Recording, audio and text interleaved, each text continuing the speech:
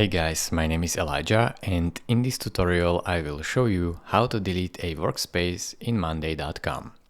So note that the main workspace cannot be deleted. You can delete only the side workspaces. So I will show you right now how to do this. Click on this expand window to show you all of your workspaces. Then simply click on browse all. Now select the workspace that you want to delete. And in my case, it will be this tutorial workspace.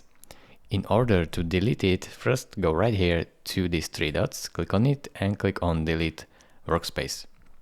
Now the workspace should be successfully deleted and it's done. It is really simple, guys. Thank you for watching. If this video was helpful to you, consider subscribing and liking this video, and I will see you in the next tutorials. Bye bye.